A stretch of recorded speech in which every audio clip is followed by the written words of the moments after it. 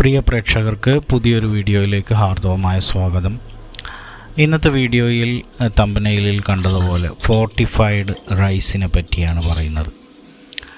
നിങ്ങൾ ഈ വീഡിയോയിൽ കാണുന്നത് പോലെ റേഷൻ കടയിൽ നിന്ന് വാങ്ങിയ അരി കഴുകുന്ന സന്ദർഭത്തിൽ അതിൽ വെളുത്ത നിറത്തിലുള്ള ചില അരികൾ കാണാൻ സാധിക്കുന്നുണ്ട്.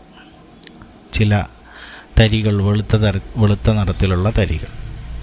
ഇതെന്താണ് എന്ന് പലർക്കും സംശയമുണ്ടാവും. സ്വാഭാവികമായും ഈ കുത്തരിയിൽ, ചുവന്ന നിറത്തിലുള്ള ഈ കുത്തരിയിൽ എന്തുകൊണ്ട് ഈ വെളുത്ത നിറത്തിലുള്ള അരികൾ ഒരു രൂപമാറ്റവും അതുപോലെ തന്നെ നിറവ്യത്യാസത്തിലൊക്കെ ഇട്ടിരിക്കുന്നത് എന്തുകൊണ്ടാണ് എന്ന് തോന്നുന്നുണ്ടാവും. കഴുകുന്ന സന്ദർഭത്തിൽ പലരും അത് ഒഴിവാക്കാറുമുണ്ട് എന്നാണ് അറിയാൻ സാധിച്ചത്. അപ്പോൾ ഇതെന്താണ് എന്നാണ് ഇന്ന് ഈ വീഡിയോയിലൂടെ പറയാൻ ഉദ്ദേശിക്കുന്നത്. അപ്പോൾ എന്താണ് ഈ വെളുത്ത തരികൾ എന്ന് നമുക്ക് ചുരുക്കി പറയാം. ചുരുക്കി പറഞ്ഞു കഴിഞ്ഞാൽ ഇത് വൈറ്റമിൻസും മിനറൽസും ആഡ് ചെയ്തതാണ്. നമുക്ക് തരുന്ന പൊതുവിതരണ കേന്ദ്രങ്ങളിലൂടെ നമുക്ക് തരുന്ന അരിയിൽ വൈറ്റമിൻസും മിനറൽസും അതുപോലെ തന്നെ മറ്റ് ന്യൂട്രിയൻസും ആഡ് ചെയ്തിട്ടാണ് ഇപ്പോൾ വിതരണം ചെയ്യുന്നത്.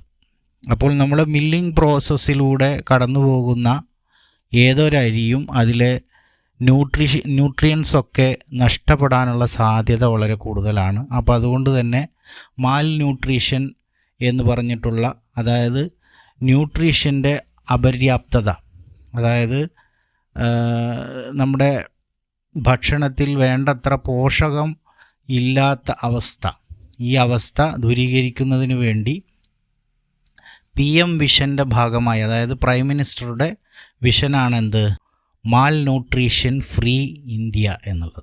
മാൽ ന്യൂട്രീഷൻ ഫ്രീ ഇന്ത്യ എന്നുള്ള വിഷൻ്റെ ഭാഗമായിട്ടാണ് ഇപ്പോൾ പൊതുവിതരണ കേന്ദ്രങ്ങളിലൂടെ വിതരണം ചെയ്യപ്പെടുന്ന അരികളിൽ ഇത്തരത്തിൽ ന്യൂട്രീഷ്യൻ, അതായത് ന്യൂട്രിയൻസ് എല്ലാം അടങ്ങുന്ന അരി, അതായത് ഫോർട്ടിഫൈഡ് റൈസ് ഉൾപ്പെടുത്തിക്കൊണ്ട് അരി വിതരണം നടത്തുന്നത്. അപ്പോൾ ഇതുമായി ബന്ധപ്പെട്ട സംശയം പലർക്കും ഉണ്ട്. എന്നാൽ അറിയുന്ന ആളുകൾക്ക് വേണ്ടിയല്ല ഈ വീഡിയോ, പ്രത്യേകം ശ്രദ്ധിക്കുക.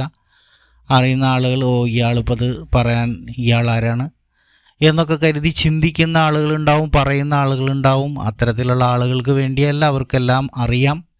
പക്ഷേ അറിയാത്ത സാധാരണക്കാരനായ ആളുകൾക്ക് വേണ്ടിയാണ് ഇത് പറഞ്ഞത്. Thank you for watching.